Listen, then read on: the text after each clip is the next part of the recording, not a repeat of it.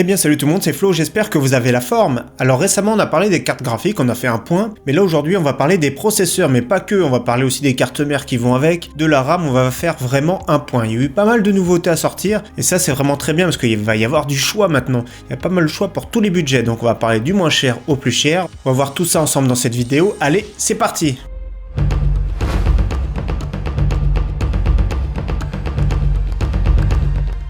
Alors donc le processeur premier prix qu'on va recommander en ce moment, c'est le Pentium G4560. Donc il est vraiment excellent. Donc ça va être déjà il va être à l'aise pour le jeu parce que c'est ça qui compte vraiment, ce qui nous intéresse. C'est un dual core hyper threadé, donc voilà, cadence de 3,5. Il est vraiment très correct surtout pour le prix. Donc si vous avez un petit budget, c'est vraiment celui-ci qu'il vous faut. Ils ont été remplacés par les G5400, 5500, 5600. Mais voilà, ici pour 50 €, c'est vraiment extra.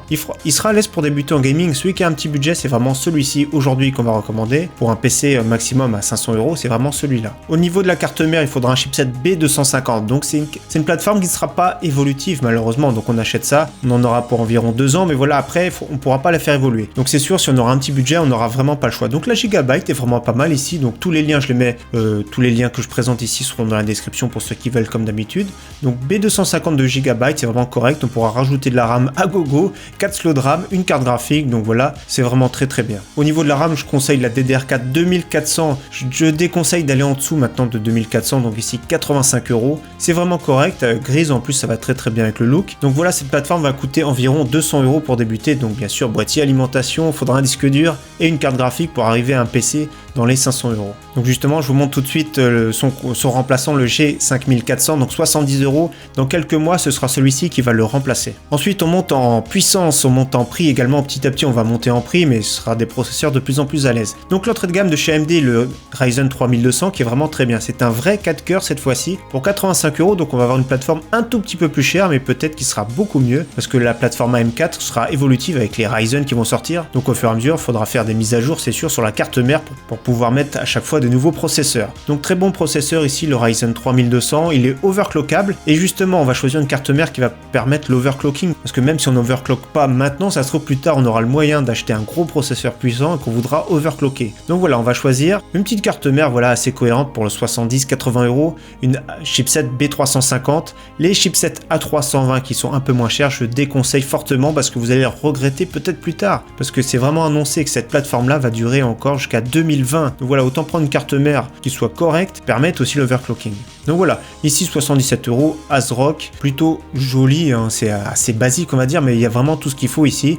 Roue un peu blanc, gris et noir, donc un look vraiment très correct. Et du coup au niveau de la RAM, je recommande toujours 8 Go de RAM, c'est le minimum conseillé en 2018, donc voilà, toujours pareil, DDR4 2400, dans les 85 €, c'est vraiment correct, et en plus le look va vraiment s'adapter avec notre carte mère. Ensuite on passe au très bon Core i3 8100, donc un très bon processeur qui va vraiment être adapté au jeu. Certains quand ils voient Core i3, ils boudent, ils disent ouais mais un Core i5 c'est mieux, etc. Voilà, ils boudent les Core i3. Ce qu'il faut savoir c'est que ce Core i3 8100 est à peu près équivalent en jeu à un Core i5 7400, 7500. Donc c'est un vrai 4 coeurs comme les anciens Core i5, donc il n'y a plus de raison de les bouder. Il est à l'aise en gaming et un peu à l'aise un petit peu partout, donc c'est un très bon processeur d'entrée de gamme, très polyvalent et franchement qui fera pour le prix 120 €, pour moi c'est le meilleur au niveau du jeu d'entrée de gamme, donc il fera très très bien le travail. C'est sûr qu'il y a toujours mieux, hein. Plus on va mettre de budget plus il y a mieux, mais vous allez voir pour 120 €, c'est vraiment très très bien. Donc le processeur 120 €, la carte mère que je recommande c'est un chipset H310, donc ça c'est vraiment cool parce qu'ils sont sortis récemment. Alors ne cherchez pas des cartes mères H310 avec 4 slots de RAM, ça n'existe pas, ça va gérer uniquement que 2 barrettes de RAM, donc voilà. Après elle est très très compacte, hein, on y a le moyen de mettre dans un tout petit boîtier, parce que même au niveau de la largeur c'est du micro ATX, mais c'est vraiment très très compact. Donc dans les prix entre 60 et 80 €, ne dépassez pas 80 € pour une carte mère H310, parce qu'après il y a les cartes mères P360.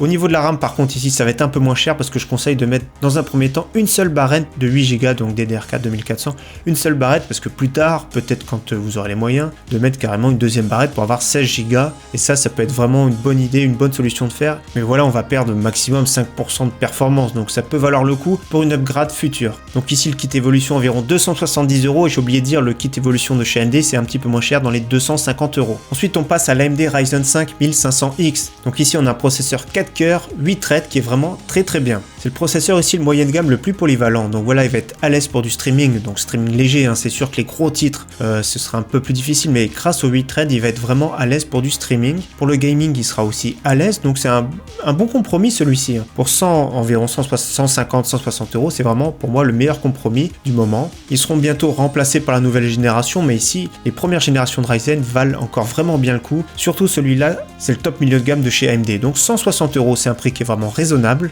En carte mère, ici on a un look un petit peu plus sexy, une carte mère Gigabyte, donc je vous conseille de ne pas dépasser les 100 euros. Chipset toujours B350, sauf que là on a un plein format ATX, pas mal épuré, donc voilà, je vous conseille de dépasser 100 euros pour ce type de config. Et pour la RAM, je conseille vraiment de mettre la DDR4 3000 pour ce budget-là. Alors à peu près 100-110 euros la DDR4 3000, donc les Ryzen profitent vraiment de la DDR4 3000, que ce soit les nouveaux Ryzen ou cette génération-là, la première, profitent beaucoup plus que les Intel. Donc ça vaut vraiment le coup de mettre au moins de la DDR4 3000, donc on va payer 10-20 euros plus cher, mais voilà, au niveau performance, ça va se retrouver. Donc cette kit évolution va coûter environ 365 euros, donc je vous ai dit, ça commence à être du milieu de gamme. Le prix conséquent, toujours pareil, quand je dis kit évolution, c'est processeur, carte mère et RAM. Voilà, maintenant on passe au Core i5 8400, donc pour moi c'est le meilleur rapport qualité-prix pour du gaming pur, donc c'est un vrai 6 cœurs, donc 6 cœurs 6 threads, cadencé en turbo jusqu'à 4 GHz, donc il est vraiment très bien en gaming pour le prix 180 euros, donc franchement je vous le conseille vraiment si vous cherchez juste un PC pour jouer, c'est celui-ci qu'il vous faudra parce que c'est le meilleur rapport qualité-prix si vous êtes dans un budget moyenne gamme. Donc 180 euros le processeur. Pour l'accompagner, je vous conseille vraiment le chipset B360 qui est un chipset milieu de gamme qui est vraiment très bien. Je vous déconseille le H370 qui est beaucoup trop cher pour ce qu'il fait. Au ce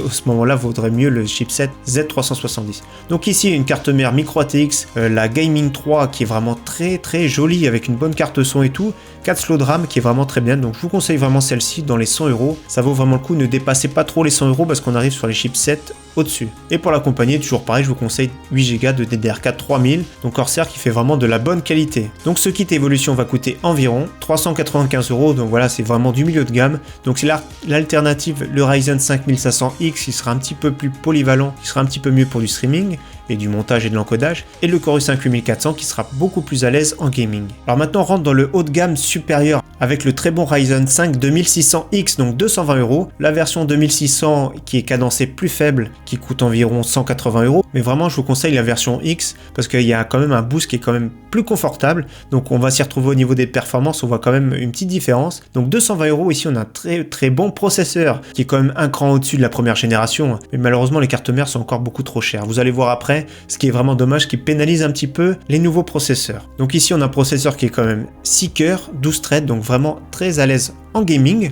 très à l'aise en streaming, donc voilà un très bon processeur, un très bon milieu de gamme supérieur qui est vraiment très bien, donc un budget un peu plus conséquent, on va voir l'addition après, et ce qui plombe l'addition ça va être la carte mère. Donc ici je vous conseille la MSI X470 Gaming Pro, une carte mère super épurée, noire, black comme ça, elle est vraiment magnifique, je la trouve très jolie. Alors ne vous fiez pas au prix, 162 euros, parce qu'on descend ici, 143 euros ici tout à droite, bientôt disponible par Amazon, donc voilà, personnellement je préfère les composants qui soient expédiés et vendus par Amazon, donc ici bientôt disponible 145 euros, c'est un prix qui est plus raisonnable. Si vous êtes pressé, commandez celle-ci, elle est vraiment très bien, ou sur d'autres sites qui seront aussi pas trop mal. Donc voilà, pur noir, franchement c'est magnifique, j'aime de plus en plus les cartes mères de chez MSI, de plus en plus sobre, de plus en plus épuré. En plus de ça, l'UEFI est vraiment top. Mais voilà, ce qu'on aurait bien voulu avec ce type de processeur, c'est plutôt une carte mère dans les 100 euros. Mais ça, c'est vraiment dommage. Il va falloir attendre encore quelques mois pour avoir des nouveaux chipsets. Donc le chipset, par exemple, B450 qui devrait sortir, mais on ne sait pas quand, je ne sais pas quand encore, à l'heure où je publie la vidéo. Et pour l'accompagner, toujours 8 Go de DDR4 3000. Donc je pense que ça, c'est cohérent de mettre dans un premier temps 8 Go. Alors si le budget vous le permet, c'est sûr, on va rajouter 100 euros pour 16 Go de DDR4. Essayez quand même de prendre de la DDR4 3000 parce que les AMD, comme je vous ai dit tout à l'heure, profitent vraiment de cette fréquence élevée. Donc ce kit évolution à peu près 470 euros environ. Comme je vous ai dit, c'est du milieu de gamme supérieur. Ensuite, on arrive dans le haut de gamme, il y aura vraiment deux choix, donc Intel ou AMD. Ici, c'est celui que j'ai, commandé le 19 mars, comme vous voyez, le Core i7 8700K, donc 6 cœurs, 12 threads, donc vraiment un processeur qui est vraiment surdoué en gaming. C'est le meilleur en gaming à l'heure actuelle, donc il n'y a pas photo. Le concurrent AMD est vraiment très proche, mais celui-ci est quand même un petit peu dessus, surtout l'overclocking qui est vraiment excellent. Donc on le présente plus, il est vraiment excellent. Donc le prix est redevenu raisonnable dans les 330 €. Donc voilà, c'est un processeur qui est vraiment très puissant, qui va durer dans le temps. C'est sûr qu'il va être à l'aise aujourd'hui, mais il sera aussi à l'aise dans quelques années. Il y aura des processeurs avec de plus en plus de cœurs, mais ici déjà 12 threads, donc il sera déjà très bien en streaming, en gaming, en encodage, en montage, donc il sera vraiment à l'aise un peu partout. Et son concurrent sera plus à l'aise en applicatif, vous allez voir tout de suite après. Au niveau de la carte mère, je recommande vraiment une carte mère qui est vraiment top, la Gigabyte Z370, donc chipset, respectez bien ce chipset pour l'overclocking. Aorus Ultra, donc vraiment une carte mère qui est vraiment très bien, très bonne carte son, avec de bons étages d'alimentation, 4 slots de RAM, avec un look vraiment très joli, vraiment il y a tout ce qu'il faut, bien fini et performante, donc c'est vraiment ce qu'on recherche dans les 150 €. Personnellement j'ai la Asus A Prime Z370 qui est vraiment aussi très bien, un tout petit peu plus cher, mais après c'est vous qui voyez, et choisissez à peu près dans les 150 € des cartes mères vraiment correctes. En RAM, on choisit vraiment pour ce budget 16 Go de DDR4, ici de la DDR4 3000 toujours, avec RGB, donc la G-Skill Trident Z qui est vraiment très jolie. Il existe aussi la Corsair noire comme je vous ai présenté tout à l'heure, donc plutôt dans les 200 € ici de la DDR4 3000, mais je trouve pour 15 € de plus, on a quand même un look qui est quand même beaucoup plus agressif et beaucoup plus moderne aussi surtout. Et bien sûr, les séries K de chez Intel n'ont pas de ventilateur intégré, donc celui qui cherche juste un ventirad simple et qui soit silencieux, le Be Quiet Purock est vraiment très bien, donc c'est valable pour tous les processeurs de la sélection. Tous les autres ont des ventirades dans la boîte avec de la pâte thermique. Si on veut un peu plus de confort, surtout auditif, celui-ci est vraiment pas mal pour 30-35 €, c'est vraiment la référence dans ce budget. Et si vous cherchez un water cooling qui est vraiment performant et pas cher, c'est vraiment le Cooler Master Liquid 240 qu'il vous faut pour 60 € environ. C'est vraiment une des références, il est au niveau des meilleurs ventirades. En plus de ça, il est vraiment très silencieux, il est performant, c'est le meilleur rapport qualité-prix au niveau des water cooling 240. Donc que ce soit le ventirad ou ce water cooling sont tous les deux compatibles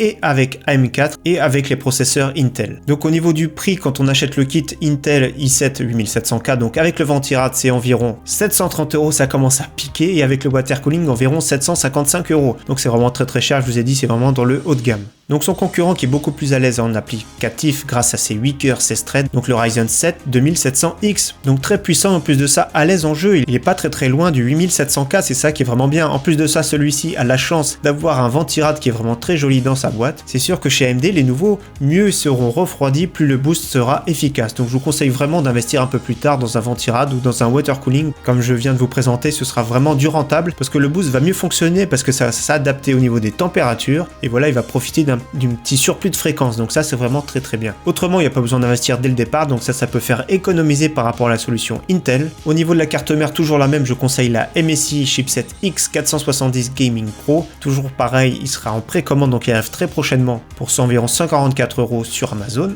Et au niveau de la RAM, on peut toujours mettre la même, donc environ 215 €. 16 Go, je recommande 16 Go avec une très bonne fréquence, DDR4 3000. Ne descendez pas en dessous, surtout pour Ryzen, vous allez perdre beaucoup trop de performance, et ça, ce serait vraiment dommage. Donc le kit AMD ici, 685 €. Si on rajoute par exemple le water cooling, 745 €, donc on est vraiment très proche de la solution Intel. Donc deux concurrents. Si vous faites vraiment que du gaming ou beaucoup de gaming, c'est le Core i7 qu'il vous faudra. Si vous faites un peu de tout avec votre PC, vous cherchez vraiment un PC polyvalent et qui soit à l'aise un petit peu partout, voilà, c'est la solution AMD qu'il vous faudra. Je le rappelle, pour ceux qui veulent, tous ces kits seront dans la description de la vidéo. En tout cas, n'hésitez pas à proposer vous votre processeur du moment, peut-être que j'en ai oublié un qui est vraiment exceptionnel. N'hésitez pas à partager dans les commentaires, c'est ça le but, qu'on partage tous ensemble. En tout cas, merci à tous, à très bientôt, ciao bye.